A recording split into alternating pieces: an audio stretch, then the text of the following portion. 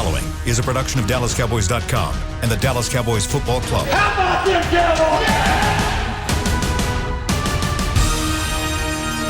This is Media Mash, A roundtable of Cowboys insiders dropping wisdom and offering sizzling takes on the current state of your Dallas Cowboys. Now, your host, Steve Dennis. The current state of the Dallas Cowboys. Man, that's a heavy sentence right there. This is Media Mash, the final one of the season.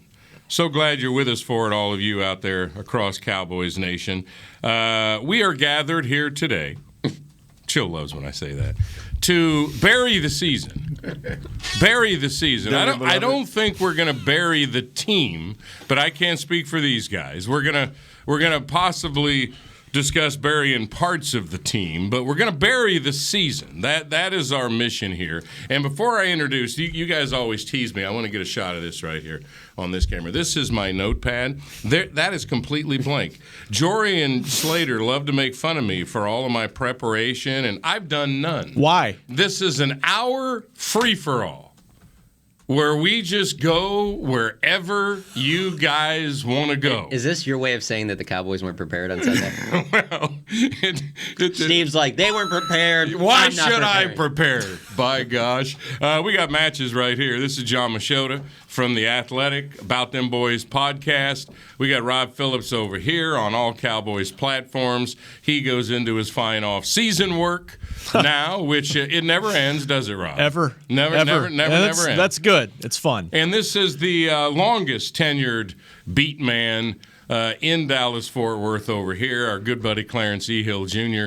of the Fort Worth Star-Telegram. That means I'm old and not seen any wins. It means you're battle tested. I want to start with this, if you guys don't mind. And again, this is a free-for-all. We can go wherever you want to go. I don't care. Now, I'm not real big into talking, what free agents are they going to I mean, I feel like fans right now, I don't give a bleep about that right now. I mean, if I were Jerry, I would disappear on a yacht for a month. I would drink. I disagree. I would have the greatest time of my life and not even think about a damn thing. I think Chris just co-signed that with the drop. I disagree, and I think it starts with his radio interview tomorrow. He needs to come out angry. He can't be selling the positivity, the glass half full. He needs to come out and show the fan base that he's angry by this result. It can't be he's had time to think about it. There's no in between. He needs to sound like he's angry about this thing. Because I know sure he is will. angry, yeah. but I don't necessarily think he will either. I know he is angry. All right, let me start there because I wasn't there. You guys were around Jerry. All the years that I was around Jerry, I enjoyed it. You could always look into his eyes and figure things out. Let's start there. Jerry, after the game immediately, with you guys gathered around, what did you see in his eyes? A sick man. A man that was very sick. Yeah, I mean, he said he was shocked. He didn't see this coming. He thought this team was built to win now. He, obviously disappointed. He's ever been in a long time. We've heard that before. But, he made no bones about it that the Cowboys didn't show up, that it was outplayed, that he was very disappointed in how the season ended. There was no question about that. He was deliberate. He was purposeful in his words. I'm surprised he didn't, intermittently, every 4 minutes, just projectile vomit a little bit. Just, He might have. Well, this is that after the game. That was the earliest that he's ever talked to us. Yeah, Generally, he came out quick. There's usually a lot more time in between. So it was clearly he wanted to discuss it and get it over with. Or clearly he got out the locker room quick. Right. Well, what happened. He came out quick, and he said it was going to be quick. And he ended up he says staying. that all the time. But my point is, I don't know. He said it was going to be quick, and it was about 10 minutes. Yeah, but how it normally is. But he came out the locker room quicker than past games. Yeah, and Mike said. So he didn't spend much time with talking to the team, or he didn't want to do none of that walking around and commiserating with the coach after the game. And Mike said it was brief when he got up there a few minutes later. I would say yes, he was very measured in what he said, but you could tell, like Clarence said, he was shocked. I mean, I think not just that they lost, but how they lost. And how they lost is why fans are so pissed off right now. And he also, it's a realization of that, he knew that this was a talented roster and that that it's not like you just bring it back the next year. You're not just, we'll run it back next year. We can deal with this. Like, he knows that it's not going to be the same. He's going to lose coaching staff members. Yeah. He's going to lose tons of players. Like, this was your shot. So it's more than just any other, well, this is the end of the year. It sucks that it's ending. There was more behind that. Yeah. Let me start with this real quick, Clarence, and see what you guys think. I think there is a major disconnect right now, and it makes sense. There's no team like the Cowboys across the league, just period. Because those of us who have been here a long time, covering year after year after year, and you fans who have been there year after year after year, you have a totally different feeling right now than the current team does. So Mike McCarthy, you can't blame him. He comes out yesterday and does his 46 minutes, and his whole point is he feels like he's just getting started. This is year 3 for him coming up, and that's the proper attitude. You have to stay in the present and deal with what's next. Dak, same thing. I'm going to get better from this. This is going to motivate me. Blah, blah, blah. Okay, hold up real quick. Hold on, let me finish my point. The point is, those of us in the media and you fans that have been through all of this, totally different feeling than the current team. Dak, we heard all that for 10 years. His name was Tony Romo. Now we've heard it from you for 6 years. Coach McCarthy, we heard that from Garrett for a decade. We heard it from Wade Phillips. We've heard it. It's blah, blah, blah. And that's the disconnect. What amazes me about Jerry and Steven and the organization, Will McClay, et cetera, they feel like we do. It's the same thing over and over and over again, but they have to stay in the present and build the team accordingly. So there's a disconnect there. Yeah, that's fine, but you didn't take over an expansion team. You don't just erase, like, you didn't get brand new players 2 years ago when you took over as head coach. The pieces were there. You were being hired to do the next thing. You know, he mentioned yesterday about that's the starting point is the playoffs. Well, yeah, you got to that point, but, like, you can't sit there and then all of a sudden act like, well, this is only year 2. It's not year 2. So many of the key pieces have been here for several years. So I understand what you're saying from, like, maybe a Micah Parsons standpoint and Trayvon Diggs, but, like, Tyron Smith, Zach Martin, Dak Prescott, Ezekiel Elliott, Amari Cooper, like, they've been through all this. This isn't starting at line 1. You have something to build off of. So I don't like that notion of just like, well, this is only year 2. I think the difference, though, is he's factoring in the COVID stuff from last 2 years ago. Yeah, I'm factoring in that too, and that shouldn't have been used as an excuse. Well, I'm just saying that's his opinion is that trying to lay his program down and his foundation, it was a mess with COVID. And but was it a mess before he took over? Was it a mess before he took over? No. Was he taking over a mess? Was he taking over the Texans? No, he was taking over a team that missed the playoffs but was probably good enough to make the playoffs that year in 2019. And nothing that's happened since is any different than what was happening before. Not even close. I think the worst thing he said yesterday was they were nervous. And then he retracted it. He tried to retract it. Yeah. Then he said angst, same thing. Yeah. But he said they were nervous, and they were nervous during the pregame prayer. And you just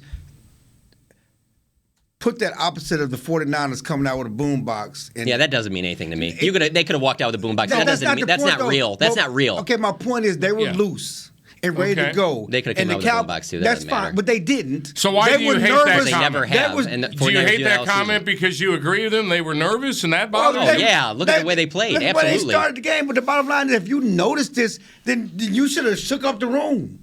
See, I blame McCarthy for that. That's a good point. That's a good point. But what could you see him doing? Because that's not his personality. I know, but if you felt your team was nervous, do something about it. Before the game. Well, that's him passing it off to the players. Hey, I know how to win. I won a Super Bowl. But these guys were nervous, yeah, but this is on your ledger too. They were nervous, and you did nothing. You just let them walk out there. Clarence wanted to look next to somebody next to him and be like, guys. Go get the sledgehammer and the watermelons. Go to Walmart. Go across the street. Austin Powers mojo moment. Something. Dude, I mean, you did all this stuff in the preseason, all these motivational tactics. Your team is nervous, and you got nothing.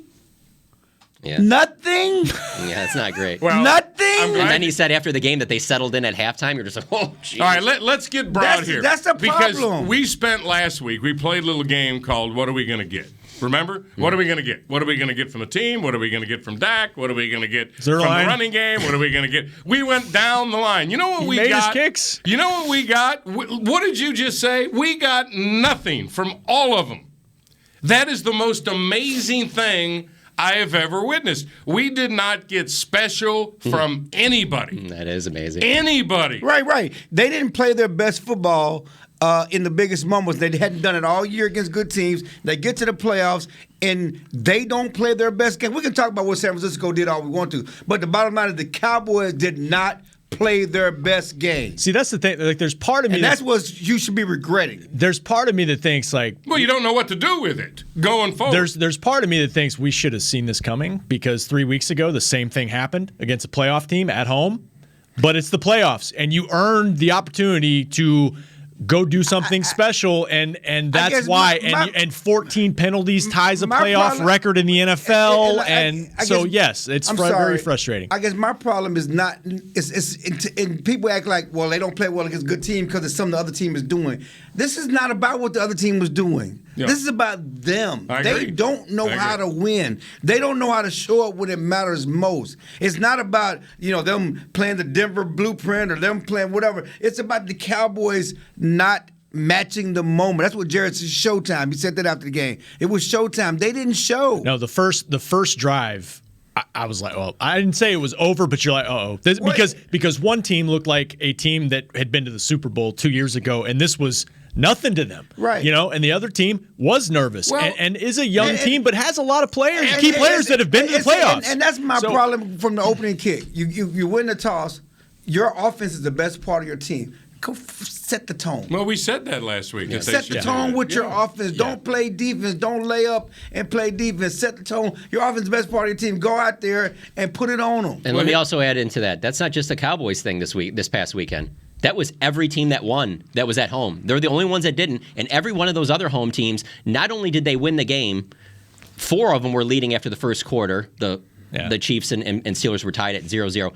All of those 5 were leading at halftime. There was no doubt they were the better team. They were winning. Well, they dominated those games. And that's the whole point. See, when you hear McCarthy, this is part of the disconnect I'm talking about. When he says, this is the nature of it, 31 teams are going to be disappointed. No. Hold on a minute, Cowboy. The Eagles and you are not the same. Right. The Eagles got run on the road by a much better football team. Yep. The Cardinals got run by a much better football team. You were the number 1 offense in the league, number 1 scoring point team in the league. You're at home. You are different than those other teams in this postseason. What you did, sir, your entire team didn't show up. Now, and this is everybody. And that's supposed to be what he was going to bring. He's been through this. That he was going to have the blueprint Kellen for that. Moore, who's getting interviewed, didn't show up. Sorry, Kellen. Now, the possession where they were down 13-0, and the defense was tired, and they had 8 yards in 2 possessions. That play calling possession to make it 13-7, I thought was genius. I thought Kellen saved the game right there. He went Zeke for 5, Pollard for 8, Pollard for 3, and I went, thank you, Kellen. Give your defense a break. Almost half their runs by the running backs came on that single drive. And that was Kellen at his best, and they got a touchdown there. Now it's 13-7. Now you're in the game, and Kellen completely disappeared from there. Might as well have been us calling the plays. Completely disappeared. Dan Quinn, we counted on him. Dan Quinn didn't show up. That's not true. Well, what did he do? Not true. What did he do? That defense kept them in the game. That game could have easily been 30-0. Okay, they ran for 100 and how many yards? 80? It doesn't matter. At the end of the game, the defense got the ball back to them twice. Right. And put the ball in the hands of the offense. The number 1 scoring offense in the league, the number $40 million quarterback gave it back to them twice in the fourth quarter. They settled into the game nicely. Okay, but so it was a little late. But it wasn't too late. Thursday, it wasn't too late. Didn't have to be. It wasn't too late. So to say he didn't show up is wrong. That's not true. Thursday edition of Media Mash last week. If you were told that the Cowboys give up 23 points and they just need 24 points at home with what their offense is capable of. Not what we've seen consistently, but it's a fair question. Would you take it? Yes. Oh, yeah, especially if you tell me that on the final you have a chance to win the game and they're not going to have Nick Bosa or Fred Warner. Absolutely taking it. Well, another thing, the pass rush got better, but also Bosa left. On the Dan Quinn thing, and I'm a huge Dan Quinn fan, and I think that he's going to be a major loss. But I also say it wasn't his defense; it was Jimmy Garoppolo, because you point to that touchdown and you said that how Kellen's got him back in it. If Jimmy Garoppolo is even decent, The very first play on the next series, Brandon Ayuk is running wide open. That should have been 7. He underthrows it. Yeah. He underthrows it, so they still get 3. But just think about the psyche of what that would have been like in that building, where it's literally the first play. There was another play later in the game where Brandon Ayuk hit Trayvon Diggs on a double move. Should have been a big play. Horrible ball. Jimmy Garoppolo had it. I mean, the interception to Anthony Brown. Like, there was just Jimmy Garoppolo's not good. No. He gave you every opportunity to get back into that game. And back to Quinn, and what did he do? Garoppolo was ready to choke that game away. Did anybody take him to the ground the entire game? That's Quinn? That's your defensive line. Who else is it?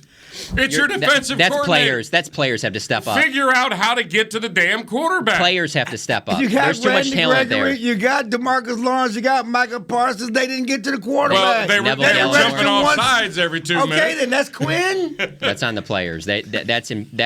That is probably the most thing that you talk about when we do this the week before. If you would have told me between Neville Gallimore, Randy Gregory, Micah Parsons, DeMarcus Lawrence, they wouldn't get 1 sack and only between all 4 get 2 quarterback hits, there's no way I would have ever believed it. And that's one of the biggest reasons why somebody could talk me into 2 weeks ago, this team could go to the Super Bowl. Absolutely, me too. Because of the D-line pressure, more so than the offense, that you could win a grind-out game somewhere cold, nasty, because of your D-line that's healthy. That's the other frustrating thing for Jerry, I'm sure, and everybody else. Never got anything. We kept being told, and it was accurate, how they're healthy while everybody else is decimated or banged up. It's just crazy. And they sacked Dak without Bosa. 5 sacks. They lose Your Bosa. guy, Omenihu, right. Hey, he played great. Had 6 pressures of 1.5. I mean, he had a great game. Game wrecker. Charles Omenihu, game wrecker. What does that say about your offensive line? All right, we're going to bounce around like crazy in this hour, which is okay. But since you just brought up Dak, I think you brought up Dak because he got sacked. See, I will say this until I'm dead. And I used to play the same game with Romo. All right, Dak has now entered firm Romo territory. Okay, he is now where Romo was in 2011. Which is 6 seasons in, and Romo chokes away week 17 and 11, 12 and 13. Now, 13 wasn't him. It was the backup Orton when Romo was heroic against Washington. But anyway, that is when you're going, hey, Tony's wrong. Sorry, guys like me were on every microphone I could be on, saying that Tony's just not the guy. Is Tony elite? Tony's not the guy. Now, he's flashy as hell. He's going to put up tons of yards, but when it matters most, Tony's not going to do it. Here we are with Dak. I'm sorry, but you can say whatever you want. I know you're going to throw a bunch of excuses at me here, Chill. I'm not. I said you get the ball to your quarterback. Okay. $40 million quarterback. Listen, win the game. There is 2 minutes and 42 seconds to go in the game, and they need a touchdown from the 16-yard line. Hey, dude. Go do it. Hey, Steve, to your point, though, and just imagine, if you just gave us that scenario last week and you just said it, this is the way it's going to be, I'd be like, I like their chances. They're at home and all that. And I can't even imagine you thinking they're not going to score. When you say that, you have the 2-minute warning, all 3 timeouts. All 3 timeouts. And we're going to take Bosa off the field and Warner. I would be like, yeah, there's no question. And even to be honest with you, and then if you add in there that you're going to start the drive by banging a 37-yard game or 38 yards to Dalton Schultz, I'd be like, oh, yeah, they're scoring. That's when the game was to win. And that's when the game was to win. And that's why I think they kind of like that we keep asking questions about ball spotting because it camouflages the real issue. That was a panic possession after the catch by Schultz. And that's what when I wrote. Everybody keeps talking about the run. The game was decided the drive before. Same thing. That game was decided. Absolutely. And I just don't get fourth and even certainly Lamb dropped the pass, whatever else. It just all that stuff after the catch, you get the big play. It was just nothing. They panicked. And on 4th and 11, why are you throwing deep? Why is there not a 4th and 11 first down in the book? Mm-hmm. Well, because they came on a 0 coverage blitz, and so I think that kind of surprised them. Why would that surprise them? I don't know, but just the way he rolled out of the pocket, it looked like he wasn't ready for that to happen. That's all you got is goodness gracious, And I mentioned Arizona. Where's the playbook? I mentioned Arizona, and it's the same thing 3 weeks ago where we're talking about how they didn't call the fumble recovery, and we're not talking about how they had 7 points deep into the third quarter. Well, and that's why you lose. It's not. And I'm glad Mike came out and at least said officials don't lose games for us. Whatever. Because I'm saying because he said that after I asked that's him a 2 day later apology from Dak too.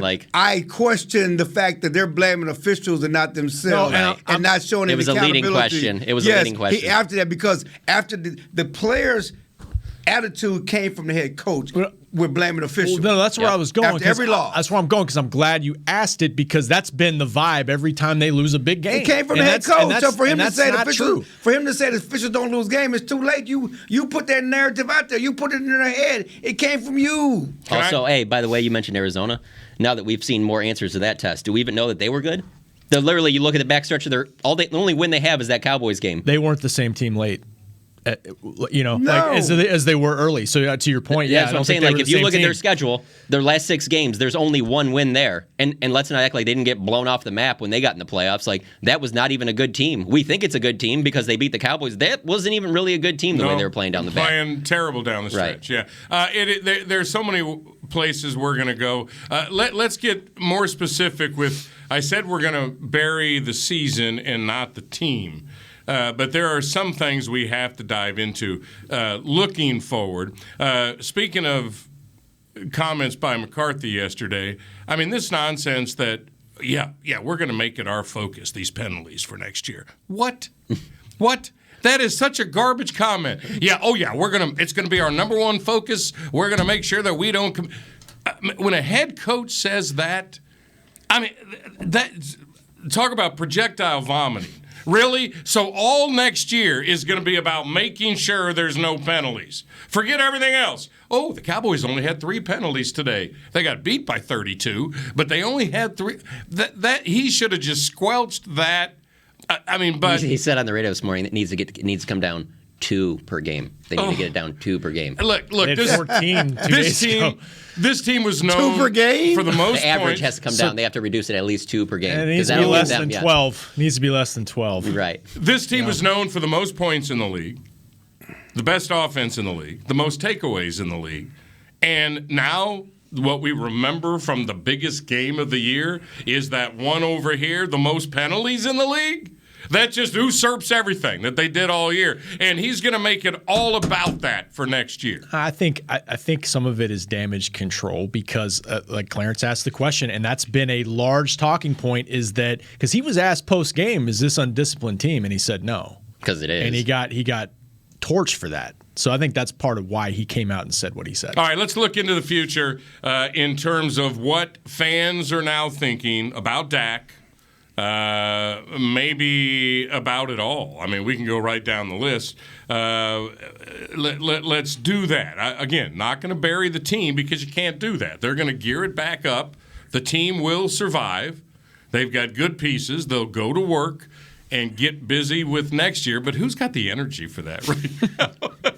Who does? Somebody's got to. Let's look ahead a little bit next on Media Mash.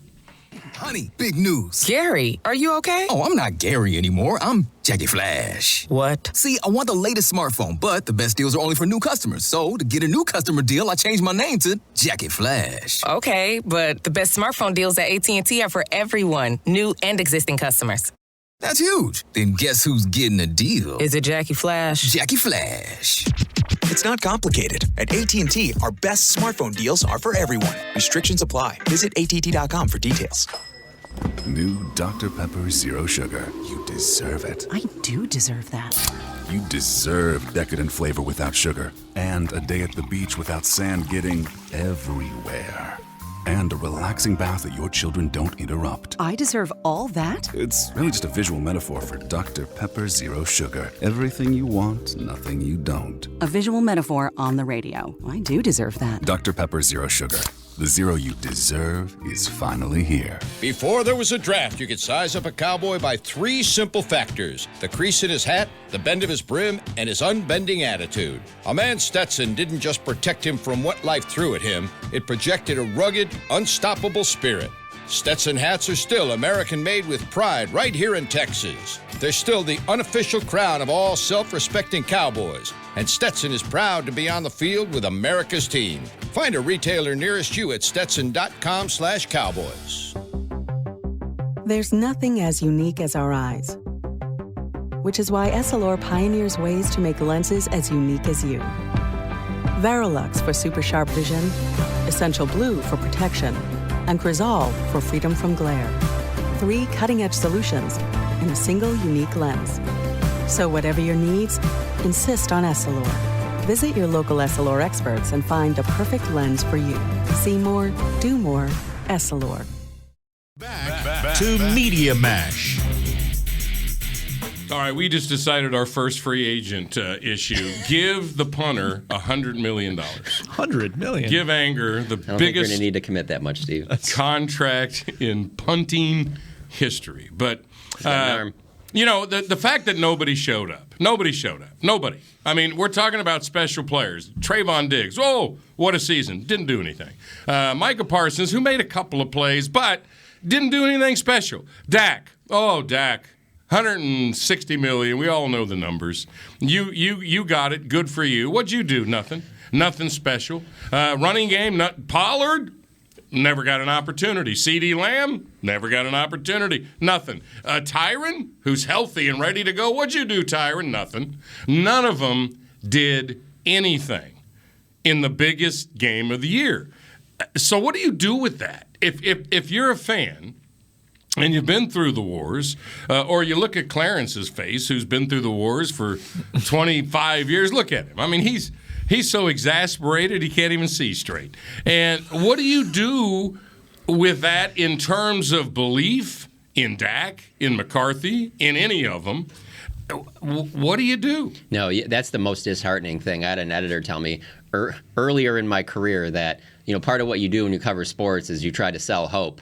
And there's been no time, obviously I haven't been covering the team as long as Chill, but there's been no time in my life covering sports that I'm having a harder time doing that than right now, because I don't know how you sell any hope off of this past season. The roster's not going to be better. You're probably going to lose your best assistant coach. You're going to lose. They're just not going to bring back most of these players. Like, even if they go out and they start out and they can win their first 7 games, like, why would you believe it's going to be? So I guess the only thing I would say is that I do feel confident in Will McClay. He has a big say in the personnel department. But even that, there's only so much you can do. This isn't a team that's going to spend money in free agency. So and you got the 24th pick in the draft. Like, who's really excited about that right now? Sorry, David Hellman. But like, there's just stuff that like nobody's excited. Draft show starts next week. That's what I'm saying. And that's why I feel for the fans. You're welcome, Dave. I just starts next week. It's got to be hard for the fans to watch this, be going through this entire season, and think that, oh yeah, no, next year is going to be better. It's going to be much better. Like, how do you see that? McCarthy says it matter of factly. Oh yeah, we'll be better next year. Well, that's just false confidence. Well, absolutely it is. He has to say that, but there's nothing about. First of all, the Cowboys have not had back-to-back winning seasons since 06-07. Okay, last time they've been back-to-back playoff seasons. So Mike did it 8 times in Green Bay. Okay. Thank you. Thank you, Machota McCarthy. That is a fact. Oh, it was told to us yesterday. That's why I brought it up. Continue. Yeah. But I'm just saying, though, that and you look at this team, you talked about losing assistant coaches, and you talk about losing players, and they have decisions to make on players. They're not sweeping the NFC East again. The schedule is tougher.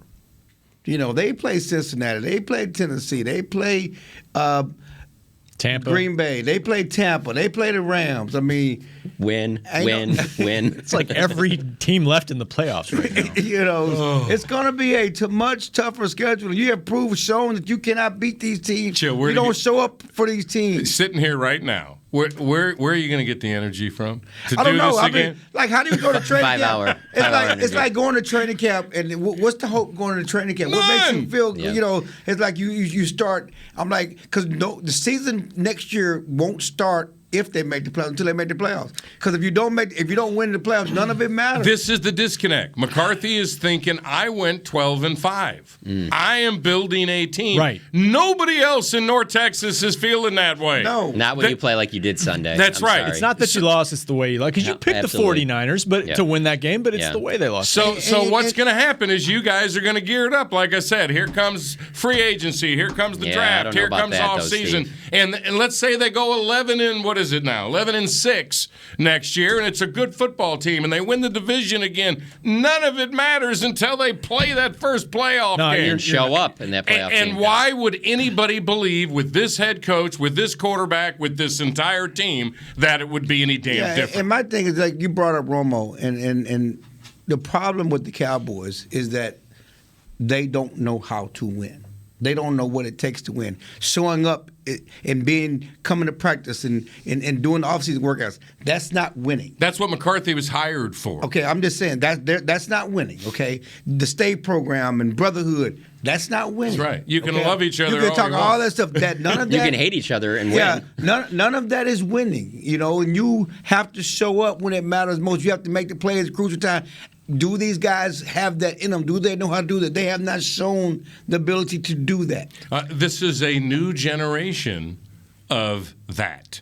That's my whole point. See, it's a new generation, but it's a new generation that lives on social media. Who and just look at some of their Dak? posts. The fans are letting them hear it, believe me. Who believes in Dak right now? Nobody's a bigger Dak fan than me. I thought I was fooled. I thought this was going to be a magic run by Dak. Yeah. In fact, I was so excited with 2:42 to go in the game. I loved the brilliant drama of it. I'm going, oh, this is great. My wife is going, have you been watching the whole? I don't care. It's right now. Yeah. He can take them down and win the game and change everything, and he failed miserably. I wouldn't say that makes me not believe in him. I mean, it just kind of puts him where I think a lot of us thought he was. Like, he's not in that, like, maybe top 5 category, but he's right there with, I mean, there's so many other teams that are in that same boat. Well, then why has he got number 2 money? Okay, well, I'm saying let's go back to that discussion. I'm saying, because that's the price. Yeah, because I'm talking even those guys that he's in the class with. That's the type of money. All right, let's look what's going across the league. Matt Stafford didn't have any problem with that first playoff game. Joe Burrow, he's had a lot of Burrow didn't have any problem. Matthew Stafford's had a lot of problems. Josh Allen didn't have any problem. Right. Okay, Matthew Stafford's a bad one to bring in there. Matt Stafford's won as many playoff games as Dak. Let's see what he does in week 2.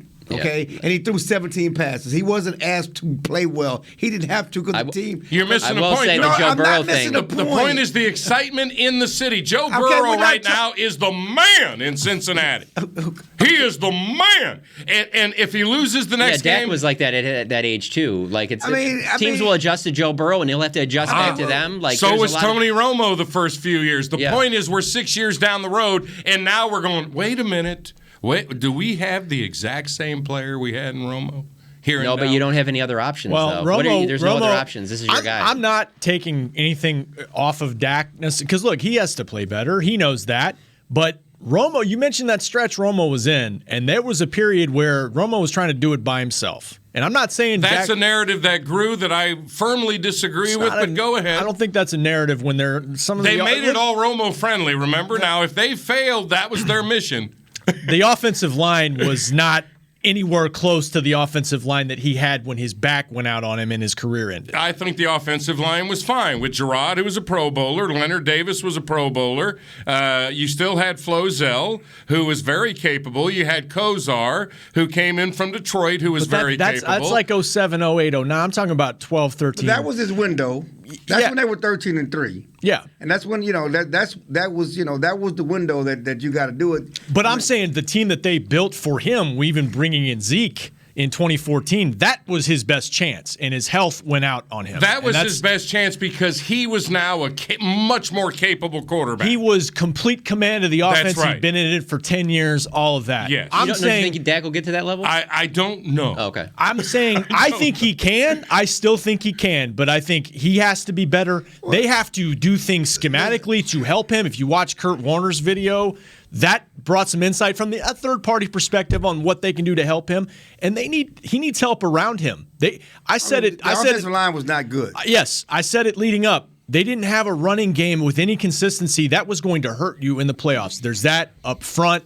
There was some disconnect in the passing game. Obviously, that's partly on Dak, but not everything.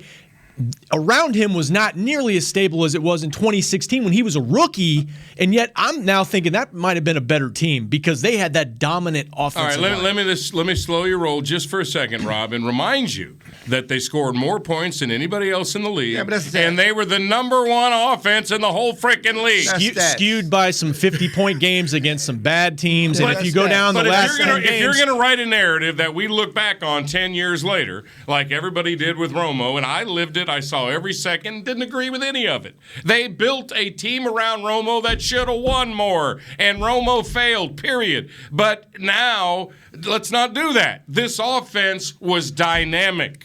This offense scored points. Kellen Moore, the wonder kid.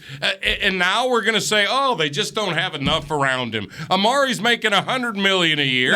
CD's a first-round draft pick.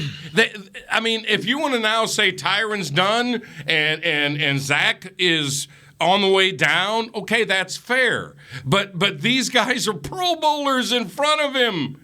Come on, man. He's got to make better decisions when it matters. I know. Tyron did not listen. That's part of it. That's part of it. But he got hit 14 times in the game and sacked 5 times. There's no question about that. It's on Dak. He's the quarterback. But to say that he had Pro Bowlers in front of him, that's not true.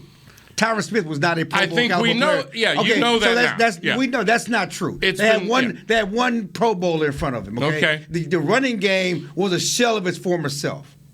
Let's just be honest about that. They had no running game. It would be nice to know how many touches did Pollard have. No, and that's a problem. Okay, that's something that's something they have to look at. No, it's not. No, but at the end of the day, you have to find a way to win. I go back to Romo. We always come back to Romo. In 2006, you dropped the snap. Okay, that's your moment. That team's going to play Chicago next, and who knows where that's going. That's your moment. You have to show up when it's your moment. We go back to the 90s Cowboys. A year early, they showed up. They were not scared of the moment. These Cowboys have not, and that includes Dak. And as I said, they don't know how to win. They don't show up in the moment. Michael Irvin is getting peppered by Stephen A. Monday, okay? Poor Michael.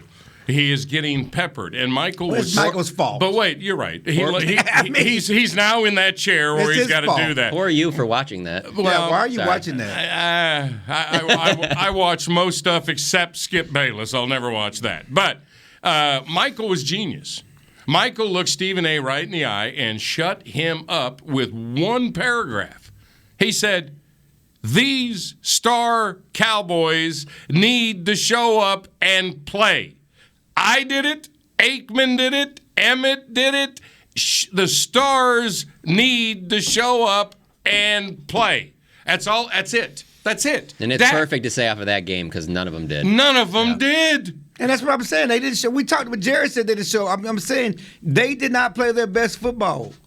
When it mattered most, they didn't show up. So again, and when none of them show up, it's one thing if like just a couple guys in, but when none of them do, it's hard to just say, it's just on the players. Like, there's got to be more to that. I don't care. It could be the organization. Again, it goes back to the coaching. Well, the fact that CD had one catch is not CD's fault. Well, he dropped one, too. But the fact that the head coach said they were nervous to start the game and did nothing. Just let them go out there. Just, okay, guys. Should have had the watermelons in his trunk. You're right. Walmart is right there. Should have had. Hey, fellas, quick watermelon session. We got this. Hold on, we're not going out for the national anthem. We'll buy some time, get the watermelon. What should he have done, Chill? I don't know, but I would have shook the walls in that room. Wake the hell up. Yeah, call them together. I can't use the F word, but goodness gracious. Slap them. Can't the internet. If you pulling Aryans and just start slapping them? If you see it. 50K. I mean, the point is, kidding. He said he saw it. He saw it. He's the head coach, and he saw it. Yeah. It's not good. Not good at all. I'm wondering what he saw, though. What was the – I mean, how do you tell somebody – because John's right. Watching that 49ers video, I'm not saying, they're loose that does nothing necessarily. I don't know. No, you know what it probably is? You know what it probably is? Because because you walk in that locker room all the time. You know how many regular season games you walk in there? And I bet you it was real quiet. And I bet you he walked in there, and there's been plenty of times where it's been rocking in there, and he's like, he had a good feeling about it. And he walked in there, and it was probably extremely quiet, and he could just tell on the look on everyone's faces, like, whoa, this is a big moment. Like, this right, is, and he this did is nothing. He didn't speak to the moment. He didn't step into the moment to do something to give his team an edge. I just don't think that's his style, though, Joe. We got 2-year sample size. I don't see that being him. But the other thing is, and just like, I go back to the Dak comments after the game, the pressure got to them. Yeah. For sure. The pressure got to them before. Why does it always happen here? The enormity of the moment got to them. Just like after the game. It's been 2 decades of it. Anybody who puts the uniform on here, the pressure gets to them. The enormity of the moment got to them. They may have been better starting off on the road. I don't know, but the pressure got to them. I tell you this, Dak, God love him.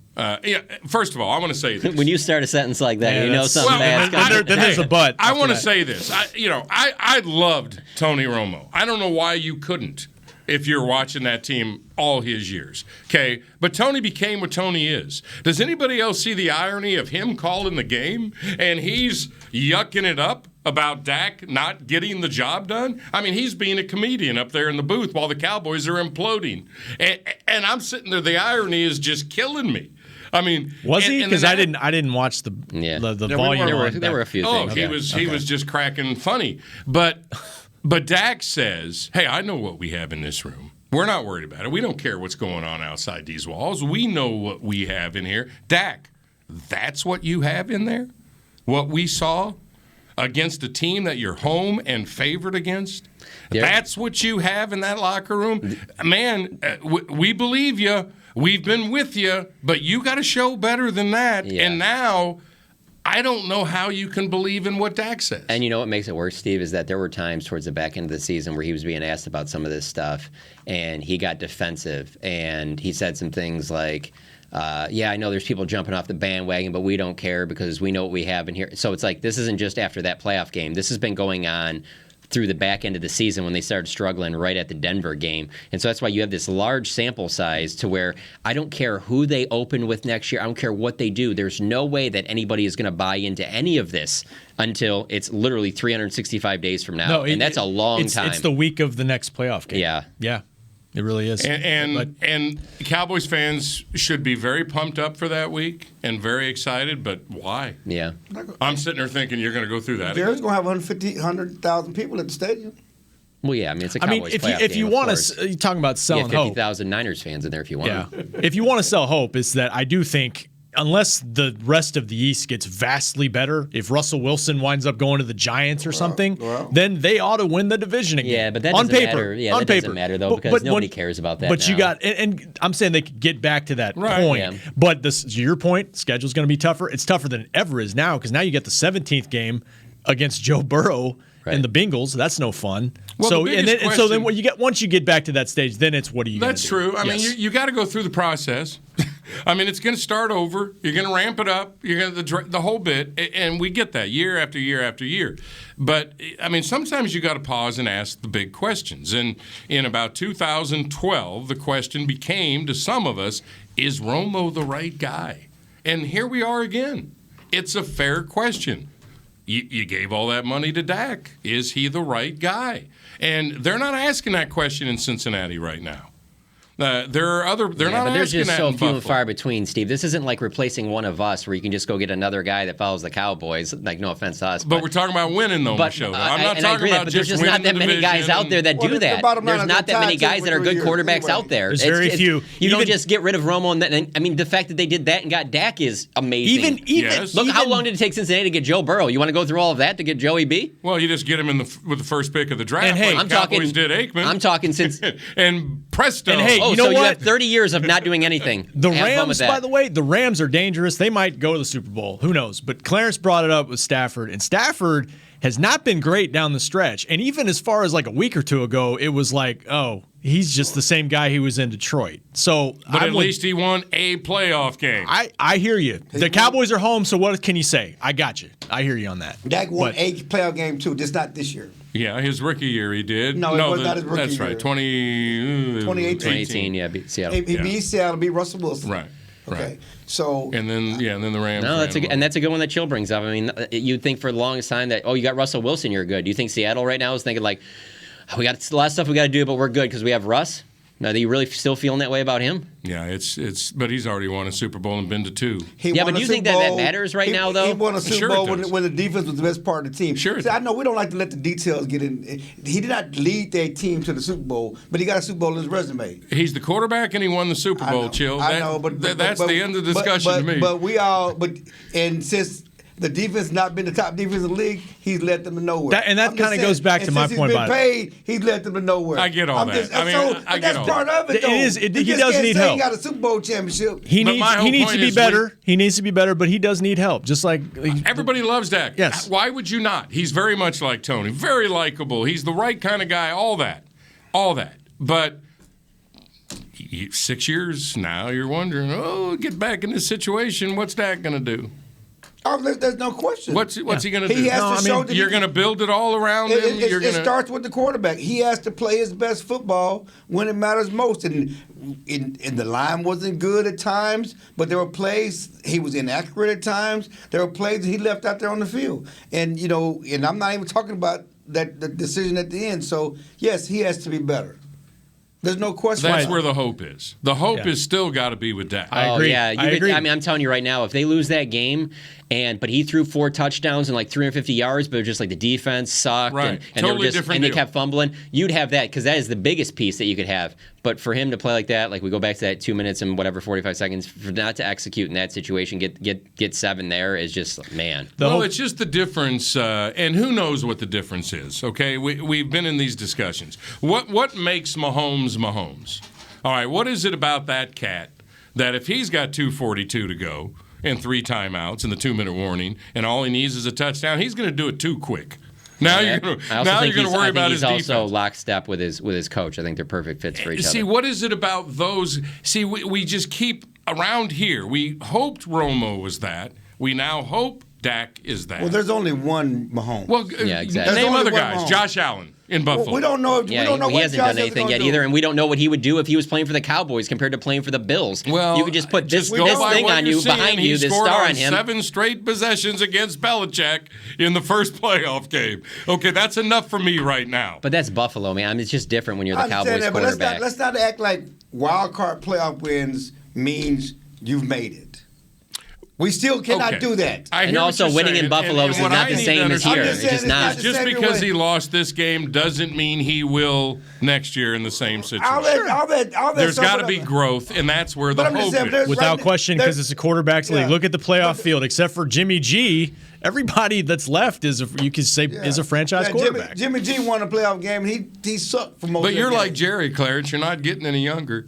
I understand that, but there's only 3 of them that are proven. That's Aaron Rodgers, Tom Brady, and Patrick Mahomes. Everybody else has to. And even with all of them, Kyler Murray's in the kind of. And the even same with boat. all of them, you still don't know what they would do as the Cowboys quarterback. There's clearly a different pressure on you because of a lot of the things you mentioned. A lot of the guys that have come before and didn't get the job done, and just the magnitude of how many fans they have, just the polarization of this. Troy was talking about the other day on the radio about how, whether you're good or bad, you're always one of the top stories. Like, you have all these endorsement deals. Everybody comes after you. Like, doing it with the Bengals and the Bills is not the same. Like, do I think Joe Burrow would be good here? Do I think Josh Allen would be good here? Absolutely. But I don't know that they would have any better results than what Dak's had recently. I don't. And I love Aikman's comments this week, by the way. Troy Aikman, this is a dude who was the first pick in the draft, almost got killed his rookie year, and won 3 Super Bowls. Whatever that dude wants to say, he's allowed to say.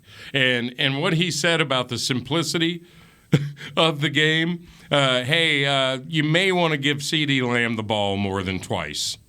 But it was interesting, too, is that he was not also pointing to the Cowboys. He was mentioning about it's a league thing, too.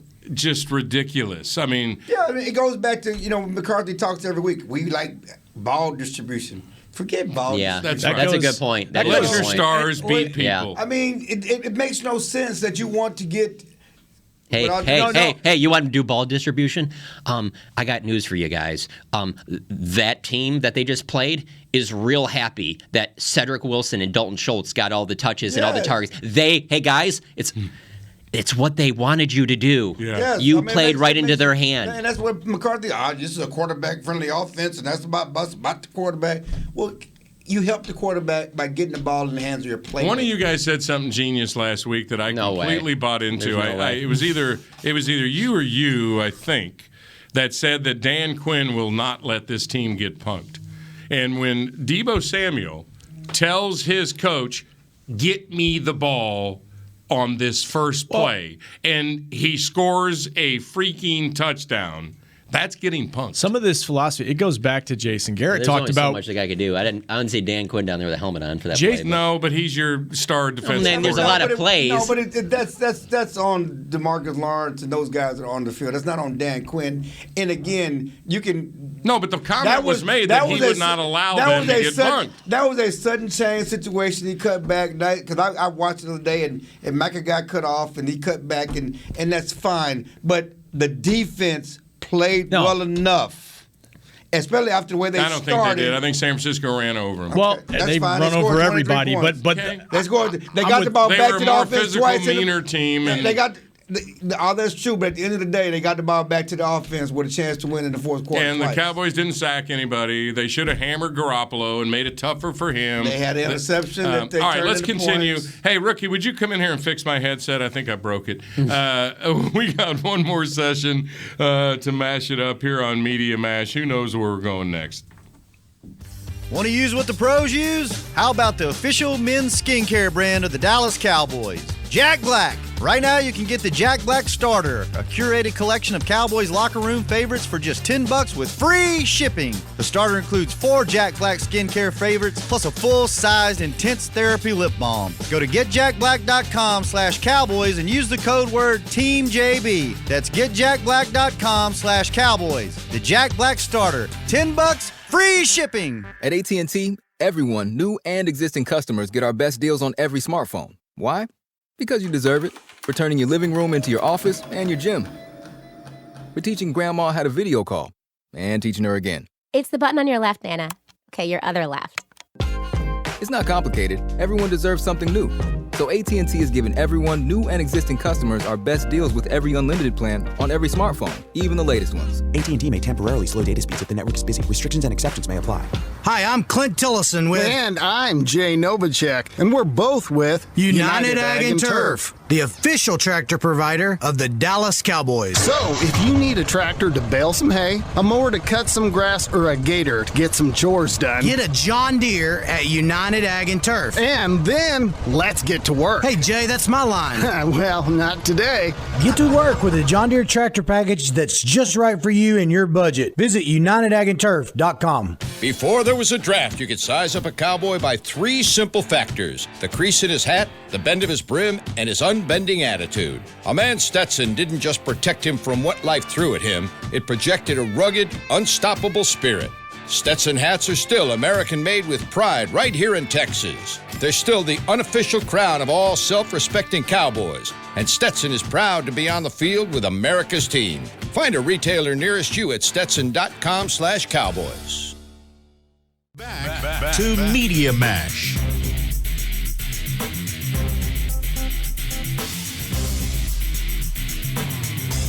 Name of the show is Media Mash. It is the season finale as we bury the season. We got Machota here, Chill here, Rob Phillips here. I'm Steve Dennis. I don't know. We got about 12 more minutes. Here's what I say, and then I'll just hush. Pay the punter whatever he wants. Really? Let Amari go. Keep Gallup and Cedric. And keep Randy Gregory. After that, do whatever you want. Why let Amari go? I thought you weren't trying to do free agency. No, I just wanted to throw that out there. Now I got it off my chest, and whatever they do, they do. I just don't know how you're better without. I don't know how Dak's better without Amari. Yeah. Well, because he cost way too much money, and you can save a lot of money. And Cedric and Gallup and CD are fine by me. They're fine with by Malik Turner too. By the way, okay, they're fine. They're fine by you, but they're not better. And we just got done talking the last segment about Dak and making the offense Dak friendly. I just don't know how he's better off without Amari. But you do bring up a good point. The money is a lot. When Amari shows up, he's really good. Yeah. Is it that, or is he not being featured like he should be? Or is it both to you? I think we've seen that characteristic from Amari with a couple of different coordinators. Okay, I'm just going off of what, and Troy made some great points on local radio, but I think that he's referring to CeeDee Lamb, but it also goes for Amari Cooper. There's single coverage for Amari Cooper on the outside. John was saying this weeks ago. Like, there's got to be a go-to guy. And this is what I was trying to say before the break is this goes back to Jason Garrett's time here where we're going to take what the defense gives us and all that. Instead of, and everybody's counter, and rightfully so, is Cooper Kupp. It's about ball distribution. Yeah, the counter is Cooper Kupp and Devontae Adams and Jamar Chase and all that, where just find a way because this guy is really good. Well, which you don't have to do every game, but that would have really helped in that game. Well, one of the things that Romo matured into was a quarterback that did all that himself. When he knew it was time to go to Dez, he went to Dez no matter what the play call was. Dak needs that freedom. When did you think that happened for him, though? Well, it was like around what year? 11. Okay. Like 11, 12 in there. And I just got here in like 11, so that's why it's after 5 seasons maybe. It depends on the coach and the coordinator. But right now, Kellen doesn't give Dak that freedom, and he should. Dak's smart enough to know, I got to get the ball to CD and Amari here. And there's got to be. He got to get the ball to Dalton Schultz, the number 1 tight end in the league. He's not bad. Now, you can let him go, though, if you want to. I mean, that's another guy. It'd be nice can to you keep pay him. that? Yeah. It'd be nice to keep him. But no, I would sacrifice Amari because of the money. Cedric and Gallup and CD, to me, make up a nice trio. Probably draft somebody. A young player. And Malik will probably be here, who I think is a good young possibility. Amari's a little top-heavy for the production. That's simple. The problem with you say top heavy for the production, because as we talked about ball distribution, why would you pay a guy $20 million and not make a point to make him a focal part of your offense? We've been discussing that for decades. So is that? I mean, that's not on. And you know why it never happened with Dez? Because he had a big mouth. You know why it never happened with T.O.? Because he had a big mouth. They were prima donnas who demanded the football. Amari plays chess. I don't need to demand the football. My money demands the football. You're getting. We talk about salary cap. How important you are. You're paying a guy $20 million a year. That says get him the ball. He's important to what you do. That's why we pay him. I don't need to scream. My money is screaming it. No, but it doesn't work that way. It doesn't work that way. That's why Dez was always in Romo's face to make sure that he's getting the football. And at the end of the day, it didn't win nothing. But I'm just saying. But you're just specifically talking about that aspect of it, though. Well, we're talking about the aspect Amari of cannot let him disappear in a football game. Can't. That's what wide receivers do. You think Jamar Chase is going to let Burrow forget about him? Oh, he did speak up down the stretch in a very diplomatic way. He needs to do it on the field. Well, yeah. I don't know how. I don't know how. Corners, man. I don't know how you look at the drop in production down the stretch and say, well, let's take Amari off this offense. Now we'll be better. Well, CeeDee Lamb needs to become a 130 catch guy. He needs to be Michael Thomas. Rob, when you say that, all it made me think of is like they cut him, and then it's just like 2018, where it's just like we're at the trade deadline, and it's like, oh, they're trading a first round pick from another receiver because it wasn't what we thought it was. When they be. went into 18, well, this is different now. You do have CeeDee Lamb, but in 18 they didn't have a number one receiver. They had 3 number 3 receivers basically. Yeah. I guess I can't bring up Calvin Ridley now because he disappeared this year with some issues. So you think CD could be the lead guy to be Cooper Kupp? He should catch the ball 120 times like Michael Thomas did, or will still maybe for New Orleans. Who knows what he's doing. I agree with you that they've got to create some money somewhere, or just have to just try to skate by and re-sign who they can. Your options are DeMarcus Lawrence, Zeke, or Amari. What are your other options in creating money? Oh, I don't think you can create any money off Zeke this year. I think you have to wait till another year. Another year. You can restructure Lawrence and do all and that Amari, stuff. yeah, but you're right. Another Zeke's year on Zeke, still, which is okay because I think Zeke Pollard in a newcomer. Real quick on this, because you are an Ohio State guy. That's my running back. How do you feel about finding out yesterday that he had that PCL injury in Week 4 against Carolina? Well, I just think he's a ridiculous warrior. I've been saying that all along. Now, whether that helps the team or not, I think that Zeke refused to leave the field because he does sort of set a tone in that regard. There are other guys on this team, Amari, who don't have that kind of an attitude. Zeke has that attitude. I'm not coming off the field. Now, whether that's effective or not, discuss. But that's the kind of warrior he is. I think the discussion is, I think I looked it up, Tony Pollard played 30% of the snaps. And they told us in camp, they intimated it would be higher than that this year to save Zeke for the playoffs. And they didn't do it. Last week when we didn't remember, I was like, man, I just want to see them do something where like maybe they're on the field at the same time. Well, I don't even know if there was one play where that happened. That's the answer, because I think part of it is, Zeke's a great pass blocker. And you see something when Dak's getting just running for his life, like, okay, it helps to have Zeke in there. But what about both of them together? They could have done some of that. Let's ask this. Chill, are you still with us? Yeah. Do you think Pollard next year can be your main running back? Pollard is the guy. Pollard is going to be your 1,000-yard rusher. He's going to be a 3-down back. Do you think he's that guy? Do I think the Cowboys are going to make him? No, I'm asking you if you think he can be that guy. It doesn't matter what I think. Zeke under Boy, contract. Can we just stop down right there and call it a season? That's a first. I'm just saying, though. Kenny, yes. Will he? No. It doesn't matter what I think. Hey, Good night, everybody. Well, it doesn't matter because you know what's going to happen. Zeke's going to be the starter. I just feel like you can get them both out there. Yeah. There's got to be ways to use both of them. You mean creativity? I mean, yes, that's a good word. Well, we saw some of it. We saw some of it this year. Yeah, we saw guard, And then in the biggest game of the year, he decides the best thing to do with Pollard is not give him the ball. I don't get They it. said they didn't have an opportunity. They said it was because of the penalties, whatever. Mike didn't really answer the question. Really, he said I'd only spoken to Kellen for like 15 minutes. Yeah, but it was about that last play. Yeah. I don't know. I'll say this. It was a weird game with the Let's talk about the fans real quick, shall we? And Machota, you tweeted it, and when I read your tweet, I completely agreed with you. I've been around this team for 24 seasons now, and I have never felt this way. That when that game ended, I felt bad for one group, Cowboys fans. You said they deserve better in your tweet, and I completely agree with you.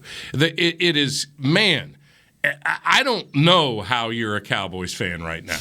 I just don't. Now, the Georgia Bulldogs have been waiting a hell of a long time to have what happened to them. 40 years. So it's not easy. We all know that. My Buckeyes did it. There were things called Clemsoning for a long time. Your Longhorns did it. So at some point, it's got to be Cowboys fans' turn again. Hey, the Aggies punch me in the face every year. Yeah, but, number one recruiting class, here they come, baby.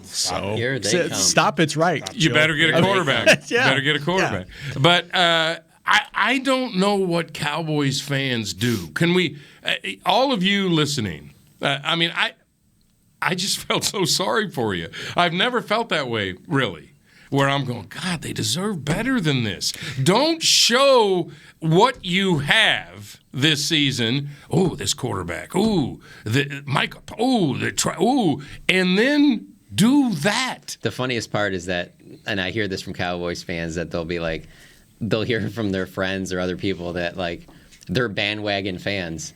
And their response is, what's the bandwagon? Like, they're not, like, you know how, like, if you went to the AAC when the Mavs are playing, like, the Warriors, like, there's going to be a ton of Warriors fans there. They've had, like, a dynasty run. You can understand that. Like, and obviously the Cowboys had that in the 90s. So you have some older fans that go back. But there's so many young fans that are just like, you think I'm jumping on the bandwagon? The bandwagon of what? I'm suffering through absolute mediocrity for the 2 decades I've been paying attention. What do you do, Chill? What's your message to the Cowboys Nation? I don't know, because I know just talking to people and watching all the memes, and this would hit harder. This hurt more. There were people on suicide watch. There are people who are giving up. There's again. I've said it. There are generations of Cowboy fans who know nothing about the Cowboys being winners. I mean, my kids have grown up, and all they've seen is mediocrity and heartache. Around here, they don't know anything about the 5 Super Bowls and 3 Super Bowls. That might as well be Greek mythology. This is all they know. This is what they see from this Cowboys team, and they hear from the older people about the greatness of the Cowboys. And certainly, you see they're always on TV, and they're the merchandise and all that other stuff, but it means nothing. My daughter laughed. My 16-year-old just laughed. They lost again? What'd you expect? My daughter, we're watching a football game with her friend Lexi and their college students, and together again, hanging out all through Christmas. And we're watching a game, and Aikman's in the booth. And both of them go, Katie says to me, who is Aikman again? He was, what was he? Was he like a wide receiver for the Cowboys? And I said, really? You're both born and raised in Dallas, Texas, and you're both 19 and don't know what Troy Aikman was? Right. And they go, no, not really. I know he was something. And then I go, well, what was Romo, Katie? And she knows Tony. She wore his jersey for a Christmas card when she was 6. But that's just amazing. They're born and raised here. So 2002, is that the year they were born? Yeah. So no knowledge of the great and we're dynasty. getting to a level now where it's like that's the majority of players on the roster. Yeah. Are of that age group that they weren't around. Like, it cracks me up when, like, on these draft calls when we get some of these guys in the conference call right after they're drafted, and they're always being asked about, like, what about the 90s Cowboys? Oh, yeah, I've seen some stuff on YouTube or whatever. It's like, you don't know. Probably fans of Dez. Dez is probably the most recent guy they identified with. I can tell you this. I just recently turned 40, and they were the 90s Cowboys is the first team that I knew of that was like a dynasty thing. Yeah. I mean, that goes back a ways. Well, I think the Cowboys fans do take some solace in the fact that the rest of the division's not doing anything. That's what, yeah. The Eagles, Redskins, and Giants suck worse. You can get back to this stage next year, and then what? You're going to have to take a humble approach and don't get too fired up, and just expect the worst, and maybe you'll be surprised. Is that the attitude, Rob? Wow. Is that? I just don't know. That just sold some season tickets right there. Oh, geez. It's just tough. But we've been there. I'm a passionate Buckeye. I waited my whole life for 2002. He's a passionate Longhorn. That's the line from Vince Vaughn in Dodgeballs. I feel like if you have a goal, then you might not reach it. So if I don't have any goals, then you are never disappointed. Don't worry about it. All right, guys, that'll wrap it up. Thanks so much for being here this year on Media Mash. I want to thank Slater and Jory as well for a fun year discussing the Cowboys. Man, we'll see you guys soon. Thanks for letting me talk Cowboys with you. Thanks to Derek Eagleton for letting me be involved. Chris Beam, rookie, for coming up with the idea. Thanks, rookie, for what you do. Hang in there, Cowboys fans. I mean, I don't know what to tell you. I'm getting too old. Chill's getting too old. I mean, look at that gray in his beard. I'd like to give better advice, but I just know what? don't There was a time when I used to try to diet, but I just said forget it. Let it go. Let it go. Did you really? A couple years ago, I was Didn't dying. know that. I used to diet for TV appearances. Not like Michael. Michael dies every Clarence had 1 year, too, where all of a sudden he completely lost his belly. Hey! Yeah, 1 year it just disappeared. We go, chill, where'd your belly go? And then about 8 months later, it was back. Where did it go? What and we happened? all felt better. Why are we talking about my belly? I mean, I don't all right, guys. Thanks. Cowboys fans, hang in there. Bye now. This has been a production of DallasCowboys.com and the Dallas Cowboys Football Club. How about this, Cowboys? Yeah!